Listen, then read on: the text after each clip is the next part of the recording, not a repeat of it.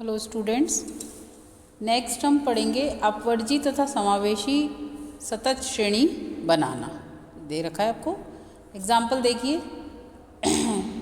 निम्न 21 श्रमिकों की आय संबंधी समंकों से अपवर्जी तथा समावेशी विधियों द्वारा हमें 2020 के वर्ग विस्तार के आधार पर एक अखंडित यानी कि एक्सक्लूसिव और इंक्लूसिव दोनों मेथड से आवृत्ति वितरण, अखंडित आवृत्ति वितरण तैयार करना है और दोनों बनानी है। अब आप देख लो 100, 160, 175, 195 ये हमको नंबर दे रखे हैं। 121, 139, 128, 118, 125, 180, 155, 140, 125, 145। सबसे पहले तो हमको इसकी क्या बनानी पड़ेगी, मैक्सिमम। और वो नंबर देखो आप कितना है इसके अंदर, 100 है। कम 100 से ऊपर ही जा रहे हैं सारे के ना, कम से कम वाला 100। और ज़्यादा से ज़्यादा देख लो, ज़्यादा से ज़्यादा आ गया ये 180, ठीक है। 180 से 20 का वर्गांतर लेंगे तो 180 से ऊपर ही है, तो हमारा 100 से लेके 200 तक का। तो हमारी हम जब वर्गांतर बनाएंगे तो क्या 20 के वर्ग विस्तार के आधार पर निम्नलिखित वर्ग प्रकार से वर्गीकरण किया जाएगा। सबसे पहले एक्सक्लूसिव विधि द्वारा। एक्सक्लूसिव में क्या करते हैं, अलग रखते हैं। तो हमने ग्रुप बना लिया 100 से 120। 100 से 120 में नंबर ढूंढो आप। एक तो 100 है, फिर पहली लाइन में देखो 121 आ गया, ये भी बाहर चला गया। दूसरी लाइन में देखो, देखा नहीं है ना। तीसरी लाइन देखिए आप, 148, 165, 121, 159, ठीक है। अब ये कौन सा है, 100 से 120। सेकेंड लाइन में एक नंबर आया हमारा 118, और पहली लाइन का 100 तो 2 हो गए, तो 100 से 120 में कितने हो गए, 2 हो गए, ठीक है। नेक्स्ट आप देखिए 120 से 140 ढूंढ लो। आप लोगों को आता होगा ऐसे बनाना, ऐसे प्रैक्टिस करेंगे तभी आएगा, अदरवाइज आप नहीं कर पाएंगे। 120 से 140 तीनों लाइनों में बांट लो और आराम से ढूंढो। पहली लाइन में देखो 100 तो वैसे ही गया, 121 है ना, 101 पहली बार खींचनी पड़ेंगी आपको। दूसरी लाइन में देखो 125, दूसरी लाइन खींच लो। तीसरा भी 125, ठीक है, 3। और पहली लाइन में 128, 135, 121। और आप ऐसे लाइन अगर आप खींचते जाएंगे, जैसे जैसे आपको नंबर दिखेंगे 120 में, टैली बार्स 1, 2, 3, 4, फिर क्रॉस कर दिया इसको तो ये 5 और 2 और हुए तो कितने हो गए, 7, है ना। इस प्रकार 140 से 160 में 5, 160 से 180 में 5 और 180 से 200, ठीक है। 20 का वर्गांतर बनाना है तो इसे हमें समाप्त भी करना पड़ेगा, क्योंकि 180 से ऊपर 200 का तो नहीं, लेकिन 200 से नीचे में तो आ ही रहे नंबर, तो 180 से 200। तो ये हमारे क्या बन गए, इनकम। और ये इतने लेने वाले लोग कौन कौन से हैं वो बन गया, इसके अंदर फ्रीक्वेंसी सेट हो गई। अब आप इंक्लूसिव सीरीज़ देखिए। इंक्लूसिव में क्या करते हैं, वो एक नंबर कम उसको इंक्लूड कर दे, 100 से 119। अब अगले में अंतर रहता है, एक का सेम नहीं होता है, अपर लिमिट और लोअर लिमिट दोनों की सेम नहीं रहती है, ये बताया था ना आपको। 119, फिर नेक्स्ट सीरीज़ कब बनेगी, 120। 119 वाला तो उसी में होगा और 120 वाला इसमें आएगा। 120 से 39 जब कोई ऐसा नंबर हो कि जिसे बांटा जा सकता है तो हम 0.5 उसमें बांट लेते हैं, लेकिन नहीं बांटा जा सकता, और 0.01 का कोई महत्व नहीं है। 120 से 139 7 हो गया, 140 से 159 5 हो गया, 160 से 169 5 हो गया, और 180 से 199 2 हो गया। आ गई ना बात समझ में। तो ये हमने 20 के वर्ग विस्तार से ये ग्रुप्स बनाए हैं। इफ़ेक्ट ऑफ एप्रोप्रिएट, आप मेरे से पूछ सकते हैं कि मैडम अगर वो कोई नंबर ऐसा हो 119.5 हो तो हम कैसे करेंगे, तो अप्रॉक्सीमेटली तक उसको हम कैसे चेंज करेंगे। इनमें उपसाधन की आवश्यकता नहीं होती, लेकिन अखंडित चलों के वर्ग बनाए जाते हैं तो वर्ग सीमाएं निर्धारित करने के लिए उपसाधन की आवश्यकता होती है। यदि एक से ज़्यादा हो तो हम 0.5 का कर देते हैं, बट अगर उससे कम हो तो कोई महत्व नहीं है। अखंडित चलों के वर्गों के स्थान पर खंडों में ही प्रस्तुत किया जाए, क्योंकि अखंडित चलों के मूल्य पूर्ण तो हो नहीं सकते। ऐसी स्थिति में दर्शाई गई सीमाओं और वास्तविक सीमाओं में अंतर आ जाता है। यदि अखंडित चल श्रेणी निकटतम माप में दी गई है तो उनकी वर्ग सीमाएं वर्गांतर के रूप में परिवर्तित करने के लिए हमें +-5 के आधार पर उपसादित की जाएंगी। जैसे अब ये देखो, 20 खिलाड़ियों की निकटतम आयु इस प्रकार है: 15 वर्ष 4, 16 वर्ष 3,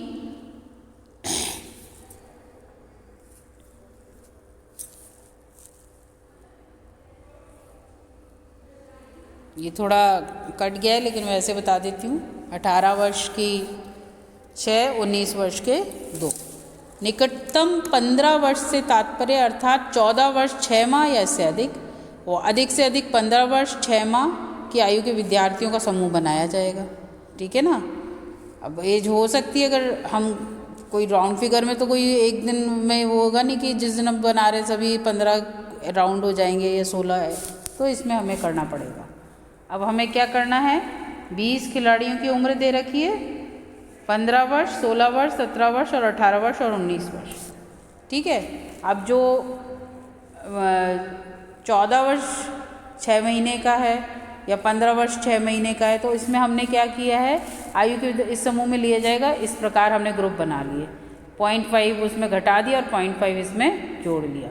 तो क्या हुआ, एक का अंतर है, एक का अंतर है ना, 15 से 16, 16 से 17, 17 से 18, 18 से 19। एक को हमने भाग दे दिया तो कितना हो गया, आधा 0.5 हो गया। 14.5 से 15.5, तो ये जो 4 जने आ गए। 15.5 से 16.5 में 3, 16.5 से 17.5 में 5 और 17.5 से 18.5 में 6, 18.5 से 19.5 में 2। ठीक है। असमान वर्गांतरों के समान वर्ग में परिवर्तित करना। इसमें क्या है कि ये भी कोई भी जो इन्वेस्टिगेशन होता है उसके संबंधित संकल्प जो कलेक्टेड डाटा की प्रकृति नेचर पे निर्भर करता है कि वर्गों में समान अंतर हो या असमान। असमान वर्गांतर से समान वर्गांतर बनाने में ये ध्यान रखना पड़ेगा कि 2 या अधिक वर्गांतर की आवृत्ति को जोड़ा जा सके, लेकिन फ्रीक्वेंसी को विभाजित नहीं किया जा सकता। जैसे 10 से 20 की आवृत्ति 16 है तो इसे 10 से 15 व 15 से 20 में विभाजित नहीं किया जा सकता। केवल कुछ विशिष्ट विश्लेषण प्रक्रियाओं हेतु वर्गों में समान अंतर होना आवश्यक है। यह निम्न उदाहरण से स्पष्ट है। आप देखिए, फर्स्ट, समान वर्गांतर श्रेणी बनाते समय सर्वप्रथम श्रेणी में सबसे अधिक वर्ग विस्तार में ध्यान रखकर शेष वर्गांतरों को इस प्रकार जोड़ते हैं कि सभी वर्ग समूह समान वर्गांतर के हो जाए। अब क्या दे रखा है, 10 से 15, दूसरा है 15 से 18, 18 से 20, 20 से 30, 30 से 35, 35 से 40, 40 से 50। अब पहले वाले में 5, दूसरे वाले में 3, दूसरे वाले में 2, फिर 10, फिर 5, फिर 5, फिर 10, और आवृत्तियाँ इनकी दे रखी है। तो इनमें अंतर जो है वो समान नहीं दे रखा है। इसको उपयुक्त श्रेणी को सबसे बड़ा वर्गांतर क्या है इसका, 10 है। अतः 10 वर्गांतर को लेकर वर्ग समूह इस प्रकार करेंगे। 10 दिख रहा है ना आपको, 40 से 50 लास्ट देखो, सबसे बड़ा वर्गांतर क्या है, 10 है, और सबसे छोटा क्या है, 18 से 20 में 2 है। लेकिन हम क्या लेते हैं, आपको समझाया गया है कि बड़ा वर्गांतर। ठीक है, बड़ा उपयुक्त श्रेणी में सबसे बड़ा वर्गांतर 10 का है, तो 10 का वर्गांतर लेके हम इसको समूह बना लेंगे। अब हमारा नेक्स्ट क्या बनेगा, 10 से 20, 20 से 30, 30 से 40, 40 से 50, और आवृत्तियाँ क्या हो गई। अब 10, 15, 18 वाली भी इसमें आ गई ना। अब आप चेक करके देख लीजिए क्या क्या है। 10 से 20 में 10 तो यही हैं, फिर चेक कर लो इसके अंदर 15, और फिर 18 से 20 में 17, तो कितने हो गए, 15 और 17, 7 और 5, 32, 10, 42। अब 20 से 30 में आ जाओ, 20 से 30 में 25, क्योंकि नेक्स्ट 30 वाला तो उसी में चला गया। 30 से 40 में 28 और 30 प्लस कर लो, क्योंकि 35 से 40 ये वाला है, हमने वर्गांतर बढ़ा दिया, तो 28 और 30 कितने हो गए, 58, और नेक्स्ट लास्ट 40 से 50 में तो 10 ही। आ गई बात समझ में। यदि उपयुक्त निम्न के वर्गों की संख्या बहुत कम की संभावना हो तो विश्लेषण सही प्रकार से संभव नहीं होगा। अतः कोई उचित अंतर के आधार पर वर्गांतर कर सकते हैं। ठीक है, जैसे हम ये भी कर सकते हैं 0 से 3, 3 से 5, 5 से 10, 10 से 15, 15 से 20। उपयुक्त श्रेणी में सबसे वर्गांतर 10 का है, परंतु 10 में केवल 3 ही वर्ग संभव होते हैं, जो उचित नहीं है क्योंकि वर्गों की संख्या बहुत ही कम हो जाएगी। अतः 5 का वर्ग बनाना उचित रहेगा, जबकि एक वर्ग में विस्तार 10 का रहेगा। 0 से 5 है ना, तो इसमें 4 और 5 ये 9 आ गई आवृत्ति। ठीक है, और फिर 5 से 10 में 10, 10 से 15 में 30, 15 से 20 में 19 और 20 से 30 में 7। आगे बात समझ में? कुछ दशाओं में असमान वर्गांतरों का समान वर्गांतर में बदलना संभव नहीं होता, अतः उसे उसी भांति श्रेणी में रहने दिया जाता है। जैसे 0 से 10 है, 4, 7, 10। ठीक है, और कुछ में अब क्या करते हैं, हम मिड वैल्यू निकाल लेते हैं। व्यवहार में कभी कभी वर्ग सीमाओं के स्थान पर हम मध्यम, हमें अपने हिसाब से थोड़ा उसको अरेंज करना पड़ता है ना, तो उसकी मिड वैल्यू निकालते हैं। सारे नियमों को ध्यानते हुए, सारे हमारे समंकों को देखते हुए, सारे उनके विभाजन, उनकी नेचर को देखते हुए, कईयों का विभाजन नहीं हो सकता है जैसे आपको बताया था। ऐसी दशा में समंकों को विशेष विश्लेषण हेतु मध्य मूल के वर्गांतरों में बदलना आवश्यक होता है, जो कि इस प्रकार है। समान, पहला पॉइंट है समान अंतर होने पर। इक्वल क्रॉस इंटरवल, यदि दिए गए मध्य या केंद्रीय मूल्यों के समान वर्ग विस्तार या अंतर हो तो समान वर्ग विस्तार वाली श्रेणी बनाई जाएगी। मध्य मूल से बनाने के लिए दूसरे मध्य मूल्य के अंतर का आधा प्रत्येक मध्य मूल्य, अब आप से घटाने पर अधर सीमा और जोड़ने पर अपर सीमा ज्ञात हो जाएगी। यानी कि L1 is equal to mid value निकाल लो आप, उसमें माइनस I/2 तथा L2 मिड वैल्यू प्लस, ये तो मैंने आपको पहले भी बताया, वो उसी तरह से ही है ये, लेकिन थोड़ा सा चेंज हो जाएगा इसके अंतर्गत। ठीक है, अब आप देखो मिड वैल्यू 5, 15, 25, 20 दे रखी है, फ्रीक्वेंसी दे रखी है। वर्गांतर बना लो, 0 से 10, 10 से 20, 20 से 30 और 30 से 40 बन गए सारे के सारे। कैसे बने, ये साइड में देखो आपको सिखा रखा है फॉर्मूला मध्य मूल्य का अंतर। मध्य मूल्य का अंतर कितना है, 5 और 15 में कितना है 10, 15 और 25 में कितना है 10, 25 से 35 में कितना है 10। तो मिड वैल्यू क्या हो गई, मध्य मूल्य का अंतर कितना हो गया 10, इसका आधा कितना हो गया 5। तो आप अपर सीमा में से तो इसको घटा दो और निचली सीमा में से इसे घटा दो और ऊपरी सीमा में जोड़ दो। तो अब अगर हम 5, पहला वाला 5 ले लो, इसमें से घटाएंगे तो 0, 5 में से 5 गए तो 0 और जोड़ देंगे तो कितना हो जाएगा 10। तो हमारा पहला ग्रुप कितने का बन गया, 0 से 10 का। दूसरे में देखो क्या है 15, 15 में 5 घटा दो तो कितने हो गए 10 और जोड़ दिए तो कितने हो गए 20। तो 10 से 20 का दूसरा ग्रुप। ठीक है, फिर 25 में से 5 गए तो कितने बचे 20 और जोड़ दिए तो कितने हो गए 30, 20 से 30 का ग्रुप हो गया।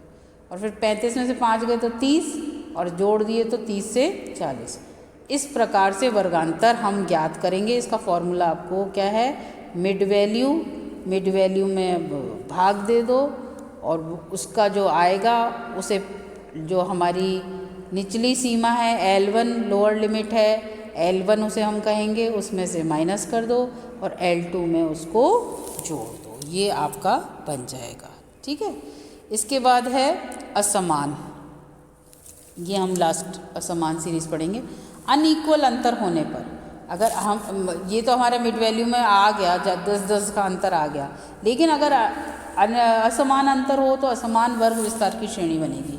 इसी प्रकार की प्रथम तथा द्वितीय केंद्रीय मूल्य का अंतर का आधा केंद्र मूल्य से घटाने पर प्रथम वर्ग की अधर सीमा में जोड़ने से और अपर सीमा ज्ञात होगी। पहले वर्ग की अपर सीमा दूसरे वर्ग की अधर सीमा होती है। आगे के वर्गों की अपर सीमा को ज्ञात करने के लिए उस वर्ग के मध्य मूल्य को दुगना करके अधर सीमा को घटाया जाएगा। ठीक है, पहले में क्या था, L1 is equal to mid value divided by 2, उसका जो आया उसमें -5 और माइनस जो भी आएगा माइनस और L2 में प्लस करेंगे। अब यहाँ असमान अंतर है। अब आप देखो 7.5 to 12.5 कितना हुआ, 7 में 5 जोड़े, ये अंतर आ रहा है। 12.5 to 20, 20 से 30, 30 से 45, किसी में 15 है, किसी में 10 है, अलग अलग इसके अंतर्गत अंतर आ रहे हैं।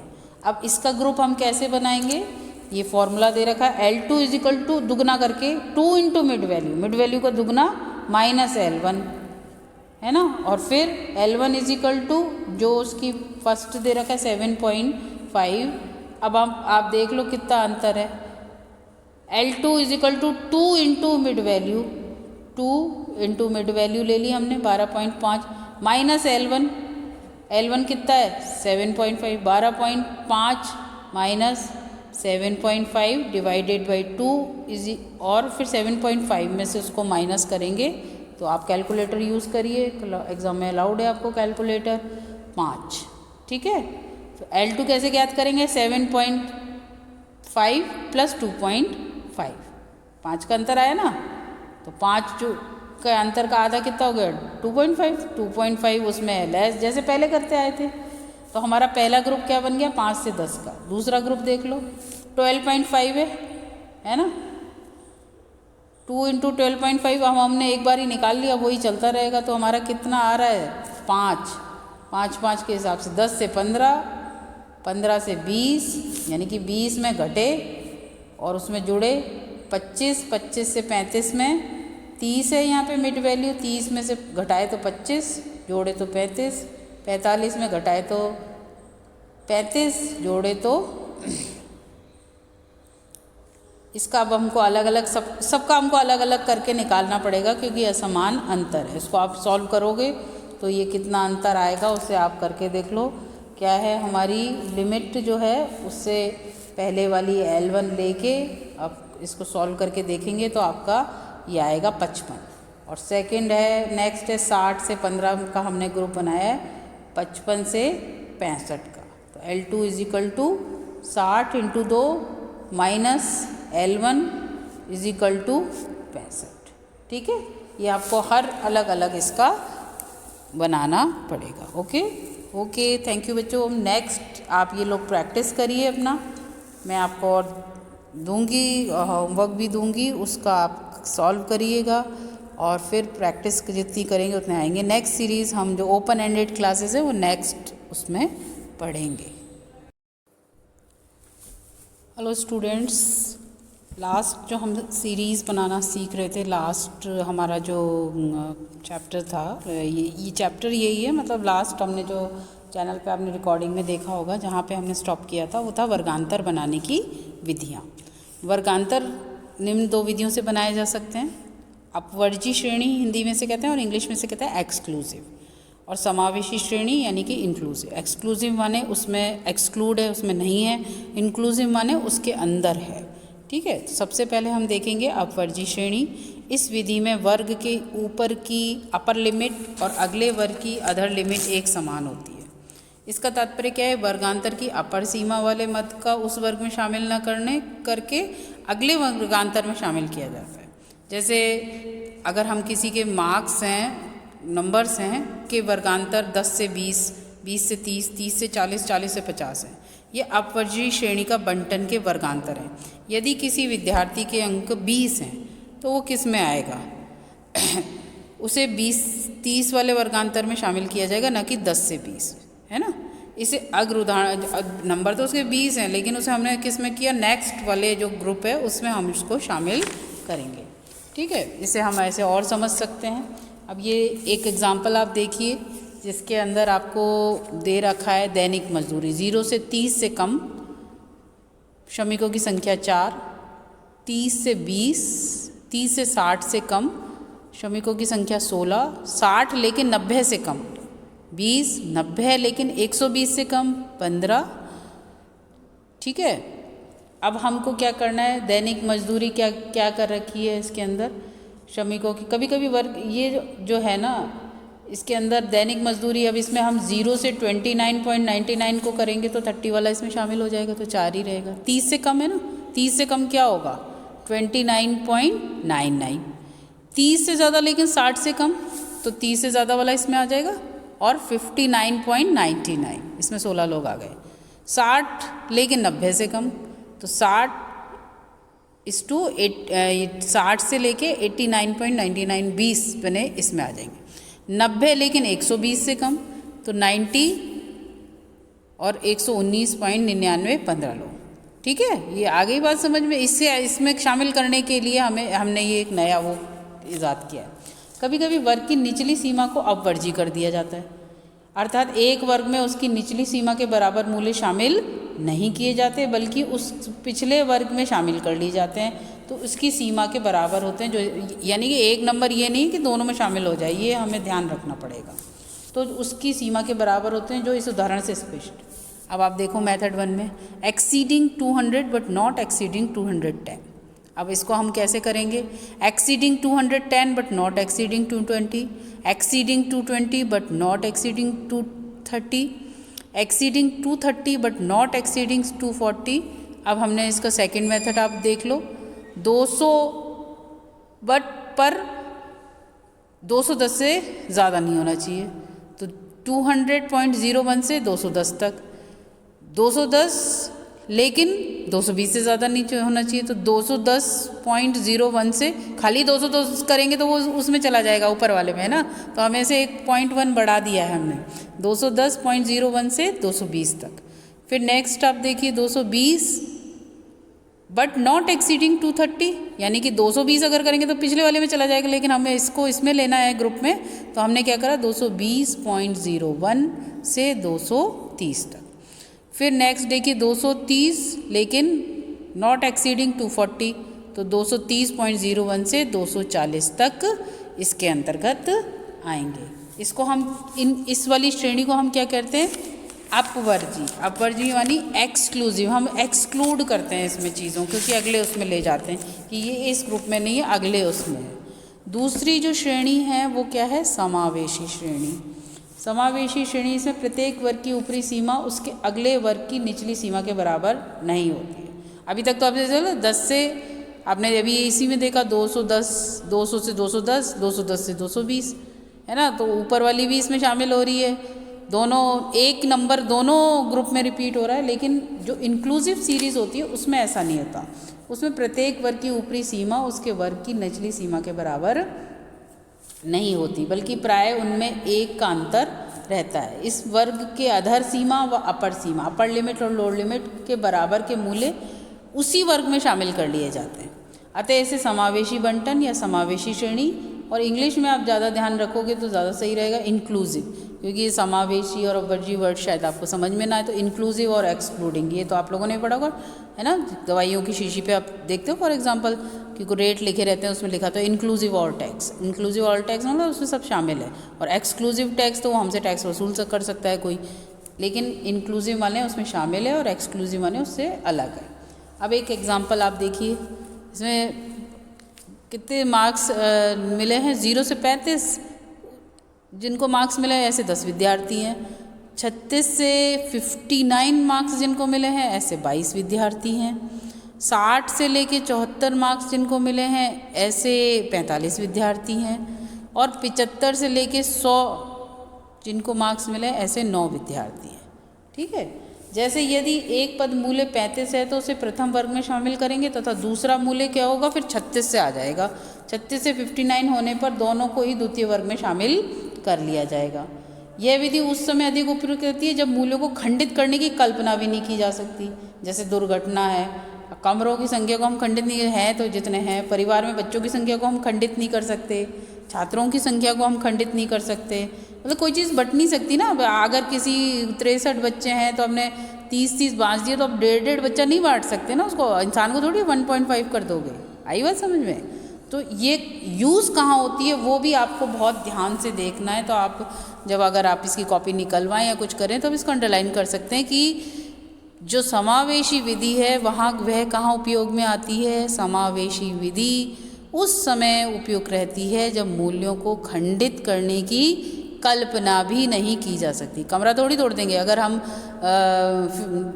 25 कमरों को डिवाइड कर रहे हैं तो 25 में से चलो 24-24 का आधा 12-12 तो हो गया।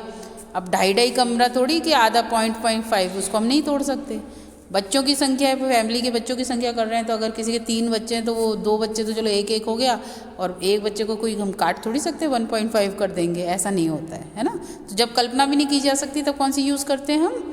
समावेशी श्रेणी। ठीक है, इस समावेशी को हम अपवर्जी में बदल सकते हैं। कैसे? यदि मूल्य पूर्णांक होकर दशमलव बिंदु में हो तो समावेशी वर्ग में उस मत को किसी वर्गांतर में लिया जाए। यह समस्या उत्पन्न हो जाती है। जैसे फॉर एग्जाम्पल 19.4 और 19.6 पद मूल्य हो तो किस वर्ग में रखेंगे? वास्तविकता ये है कि पहले और दूसरे दोनों वर्ग में इन मूल्यों को शामिल नहीं किया जा सकता, क्योंकि ये 19 से ज़्यादा है और 20 से कम है। अब यह तो कहीं जाएगा ही नहीं। अतः ऐसी दशा में हम क्या करते हैं? समावेशी वर्गांतरों को अपवर्जी वर्गांतरों में बदल देते हैं। इंक्लूसिव जो लिमिट्स हैं उनको हम एक्सक्लूसिव में बदल लेते हैं। इसमें एक वर्ग की अपर सीमा तथा अगले वर्ग की अधर सीमा का अंतर का आधा करके उसे अधर सीमाओं में से घटा देते हैं और अपर सीमाओं में जोड़ देते हैं। जैसे आप देखिए कैसे किया गया। उपयुक्त समावेशी वर्गांतर को अब ये जो हमारे समावेशी थे ना, इनको हम किस में बदलेंगे? इसमें हम इसको एक्सक्लूसिव में बदल देंगे। इंक्लूसिव देखो फॉर एग्जांपल दे रखा है इसके अंदर। फॉर एग्जांपल क्या दे रखा है?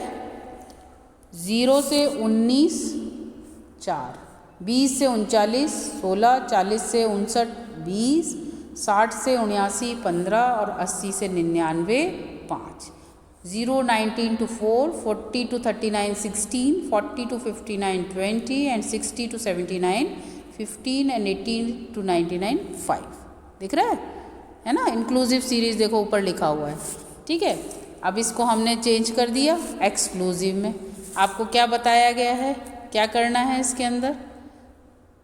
ये मैंने बताया था आपको क्या कर। ऐसी दशा में समावेशी वर्गांतर को अपवर्जी वर्गांतरों में बदल दिया जाता है।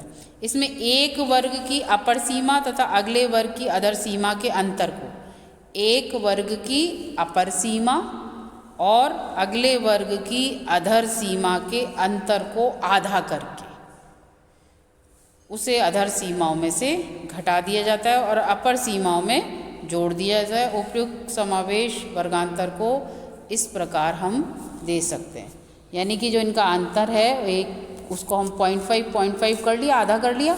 अब ये हमारी सीरीज़ 0 की बजाय क्या हो गई? एक्सक्लूसिव कर रहे हैं तो 0.5 टू, और वहाँ पे जो अपर लिमिट है उसमें हमने जोड़ दिया 0.5, है ना? एक एक का ही अंतर था ना, 19 से 20, 20 से 39 से 40, 59 से 60, 59, एक का अंतर। एक के अंतर को हमने आधा किया तो कितना हो गया? 0.5 हो गया। और उन 0.5 को करने के लिए हमने क्या किया है? क्या कह रहा है कि उसमें से घटा दो और अपर लिमिट में जोड़ दो। तो 0 में से 0.5 गए तो कितने बचे? -0.5 टू 19.5 में 4 जने आ गए। ठीक है, 19.5 टू 39.5, 0.5 इसमें जोड़ दिया ना। अभी आप देख लो कि जो 20 है उसमें से हम 0.5 घटाएंगे तो कितना रह जाएगा? 19.5। और 39 में तो जोड़ना ही है, 39.5 हो गया।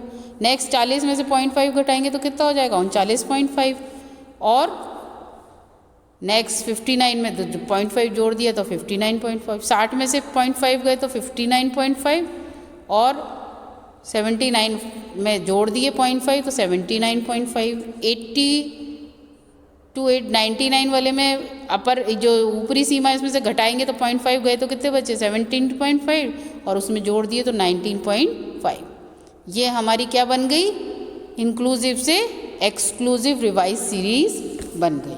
यदि समावेशी श्रेणी ऐसी प्रकृति की है जिसमें एक वर्ग की ऊपर सीमा और अगले वर्ग की निचली सीमा में अंतर केवल सैद्धांतिक 0.01 हो तो व्यवहारिक नहीं है, तो उपयुक्त सिद्धांत समावेशी से अपवर्जी बनाने में नहीं अपनाते।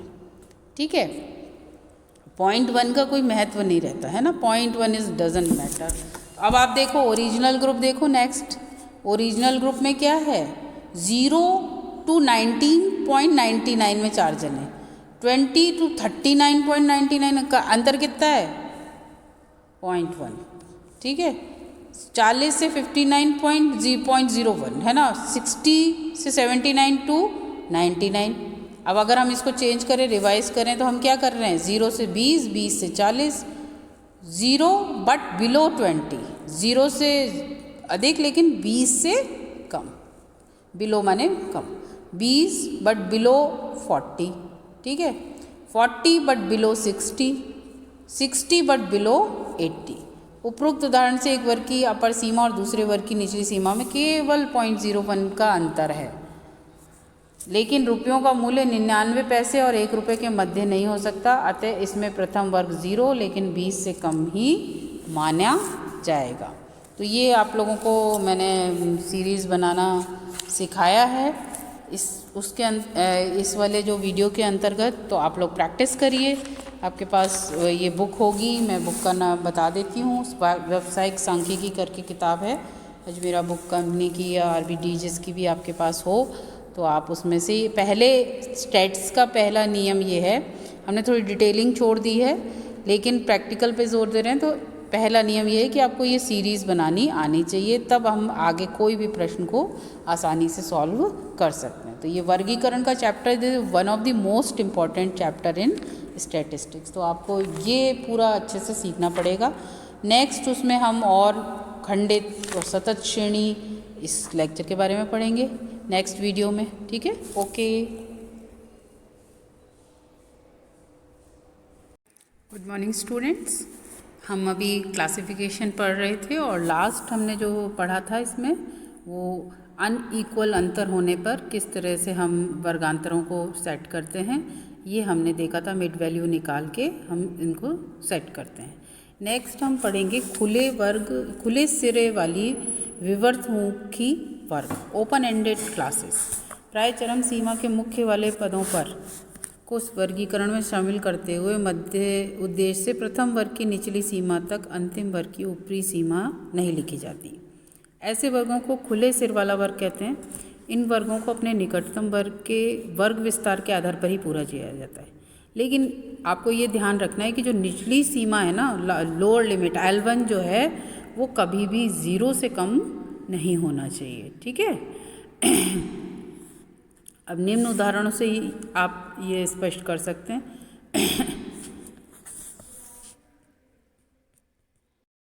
ओके स्टूडेंट्स, तो हम पढ़ेंगे ओपन एंडेड क्लासेस, ये हमने छोड़ा था।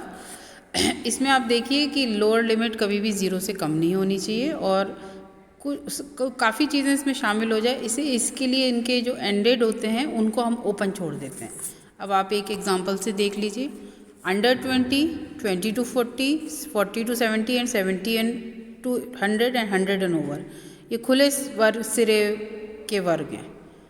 पूर्ण सिरे के वर्ग कैसे हैं? 0 20, 20 40, 40 70, 70 100 एंड 100 to 130। 130 में हमने इसे ब्लॉक कर दिया, लेकिन जो ओपन एंडेड होते हैं उसमें हमने कहा है 100 एंड ओवर, है ना। अब दूसरा एक और एग्जांपल खुले वर्ग का अगर हम कहें, less than 15, 15 to 25, 40 to 70 and 70 to 100 and more than 100। और अगर हम इसे पूर्ण सिरे वर्ग का मतलब रखेंगे तो 5 to 15, 15 to 25, 40 to 70, 70 to 100 and 100 to 130। यहाँ पे हमने लेस देन 15 कर दिया, 15 से कम, और मोर देन 100 यानी कि 100 से ज़्यादा कितने भी हो सकते हैं। लेकिन जब हम इसे ओपन एंडेड नहीं होती है तो फिर हम इसे थोड़ा ब्लॉक कर देते हैं। ठीक है, आगे बात समझ में, क्योंकि आगे आप जितने भी प्रश्न करेंगे सब में आपको ये बनाना पड़ेगा और देखना पड़ेगा, अपने आप डिसाइड करना पड़ेगा। तो इसकी आपको प्रैक्टिस करनी पड़ेगी खूब सारी। आज मैंने असाइनमेंट भी डाले हैं तो वो आप प्रैक्टिस करिएगा। ठीक है, इसके बाद अब हम देखते हैं नेक्स्ट हम पढ़ेंगे संचयी आवृत्ति, क्यूमुलेटिव फ्रीक्वेंसी। जब हम विभिन्न वर्गों की अलग अलग आवृत्तियों को इस प्रकार लिखा जाता है कि अगले वर्ग की आवृत्ति में पिछले वर्ग की आवृत्ति सम्मिलित हो तो उसे संचयी आवृत्ति का, क्यूमुलेटिव माने इकट्ठा करना, समझ गए आप। तो हम क्या करते हैं कि जोड़ते चले जाते हैं। संचयी आवृत्ति बनाते समय वर्गांतरों को लिखने के लिए ऊपरी सीमा से पहले लेस देन, सुन लो एक बार, below, under, up to, not exceeding, then, अथवा निचली सीमा के लिए over, above, exceeding, then, more than आदि शब्दों का प्रयोग किया जाता है। वापस रिपीट कर रही हूँ, क्या करते हैं हम जब क्यूमुलेटिव फ्रीक्वेंसी बनाते समय वर्गांतरों को लिखने के लिए ऊपरी सीमा से पहले less than, below, under, up to, not exceeding, then, अथवा निचली सीमा के साथ over, above, exceeding, then, more than आदि शब्दों का प्रयोग करते हैं। उपयुक्त श्रेणी की आवृत्तियों को संचयी रूप में अग्र प्रकार से लिखा जाता है। देखो अब आप, ये एग्जाम्पल 1 है जिसमें हम क्या कर रहे हैं, सिंपल फ्रीक्वेंसी को क्यूमुलेटिव फ्रीक्वेंसी में चेंज कर रहे हैं। फर्स्ट देखो 100 टू 200 फ्रीक्वेंसी है इसकी 2, 200 to 300 frequency 9, 300 to 415, 400 to 520, 500 to 634 और 600 टू 740। अब क्यूमुलेटिव बनाएंगे तो 2 जुड़ती चली जाएगी। आप ऐसे ब्रैकेट शुरुआत में आप ऐसे कर सकते हैं। नेक्स्ट 200 से 300 तक के में कितने हो गए, यानी कि 100 से लेके 300 तक की जो फ्रीक्वेंसी हो गई इसका मतलब। तो 2 + 9 11, 300 से 400, अब इस 11 में हम 15 और जोड़ देंगे तो कितना हो गया 26। 400 से 500 की 20 है, 26 में और 20 जुड़ गए तो कितनी हो गई 46। 500 से 600 में 34, 46 और 34 कितने हो गए 30 और 40 70, 6 और 4 10 80। ठीक है, उसके बाद 600 से 700 में 40, 80 में 40 और जोड़े तो कितने हो गए 120। यानी कि 2 + 9 + 15 + 20 + 34 + 40, ये अपनी क्यूमुलेटिव डिग्री बन गई है। ठीक है, अब नेक्स्ट एग्जाम्पल देखिए, लेस देन क्यूमुलेटिव फ्रीक्वेंसी है ना, लेस देन और मोर देन का हम समझते हैं। यहाँ पे दे रखा है less than 120, less than 120, less than 140, less than 160, less than 180, less than 20। अब आप समझ लो इसको, लेस देन मतलब 100 से 200 में कितनी थी 2, तो less than 20 2, less than 140, less than 140 में 9, तो कितना हो गया इसके अगर हम चेंज करेंगे तो कितना होगा 2 + 7, यहाँ 7 था है ना। लेस देन 160 तो कितना हो गया देखो आप 9 + 5 14, लेस देन 180 19, यानी कि 14 + 5, लेस देन 200 21, 19 + 2 21। और मोर देन हम जब करेंगे तो ये उल्टा चलेगा, मोर देन 100 यानी कि 100 से सारा ऊपर, तो लास्ट फ्रीक्वेंसी क्या हो जाएगी क्यूमुलेटिव 21 है ना, क्योंकि जो हमारी लास्ट लिमिट है 200, यानी कि 100 से 200 में जितने नंबर शामिल है तो ये इस तरह से चलेगी क्यूमुलेटिव फ्रीक्वेंसी। मोर देन 120 2 घट जाएंगे बस 19, मोर देन 140 12 में से कितने गए से ये 7 घट जाएंगे, मोर देन 160 और मोर देन 180 की 2 ही है, यहाँ उल्टी या वहाँ उस तरह के ऑर्डर में चलेगी। अब हम पढ़ेंगे संचयी आवृत्तियों को सामान्य आवृत्तियों में बदलना, conversation of cumulative frequency to simple frequency.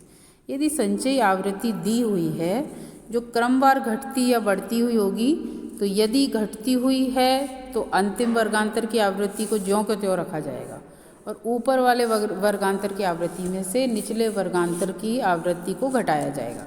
संचयी आवृत्तियों का क्रम बढ़ता हुआ है तो प्रथम आवृत्ति ज्यों की त्यों रहेगी और प्रत्येक अगली आवृत्ति में से पिछली आवृत्ति को घटाया जाएगा। अब आप एग्जाम्पल देखिए, एग्जाम्पल नंबर 5 जो है उसको आप देखिए। मोर देन 70% 7 स्टूडेंट है, मोर देन 60% 18 है, मोर देन 50% जिनके मार्क्स आए हैं वो 40 हैं, मोर देन 40% जिनके मार्क्स आए हैं 40 हैं, मोर देन 30% आए हैं वो 55 हैं और मोर देन 20% जिनके मार्क्स आए हैं ऐसे बच्चे कितने हैं 60। और अब अगर हम ग्रुप बनाएं कि यानी कि 70 से 80% नंबर लाने वाले बच्चे तो कितने हैं इसके अंदर 7 ही हैं, देख लो। फिर वर्गांतर हमने फिट कर दिए 10-10 का अंतर। फिर 60 से 70% नंबर लाने वाले बच्चे कितने हैं 60 से 70 में कितना हो गया 70 वाला भी शामिल हो गया तो 18 प्लस ये 18 में से 60 से 70 में कितने आएंगे माइनस कर देंगे 18 - 7 ऐसे 11 ही बच्चे, क्योंकि 70 से 80 वाले में 7 चलेगा आगे बस समझ में। 50 से 60 में से हम पहले वाला माइनस कर देंगे 40 - 8 22 हो जाएंगे। 40 से 50% कितने बच्चों के आएंगे 40 - 40 = 0 हो गया। 30 से 40 55 - 40 करो 15 और 20 से 30 यानी कि 60 में से 55 गए तो 5, तो ये हमारी फ्रीक्वेंसी सेट होएगी। ये आप एक बार सीख लोगे ना ढंग से बनाना और सब सेट हो जाएगा तो आपका कोई प्रश्न गलत, फिर फॉर्मूले तो आप याद करके सही से कर दोगे। पहला बच्चे गलती क्या कर देते हो आप लोग इसी में ही गलती कर देते हो, ठीक है। अब निम्नलिखित संचयी आवृत्तियों को सामान्य आवृत्तियों में बदलें। 10 वेजेस दे रखा है, लेस देन, अब याद रखना लेस देन। 10 से 20, 20 से 30, 40 से 50, 5, 15, 32 और 44 और 40। निम्न को अगर हम इसके अंदर इसको हम किस में बदलेंगे, सिंपल फ्रीक्वेंसी में ऑर्डिनरी फ्रीक्वेंसी को बदलेंगे तो 5 student get than less 3 marks आएगा। 12 स्टूडेंट ने कितना किया है, 6 मार्क्स से कम, और 25 स्टूडेंट का 9 मार्क्स और 30 स्टूडेंट के 12 मार्क आए। इनको अब आपको क्या करना पड़ेगा, सॉल्व करना पड़ेगा। ठीक है, नेक्स्ट, अभी नेक्स्ट PDF में जो डालूंगी वो आप उसमें आपको ये दिख जाएगा।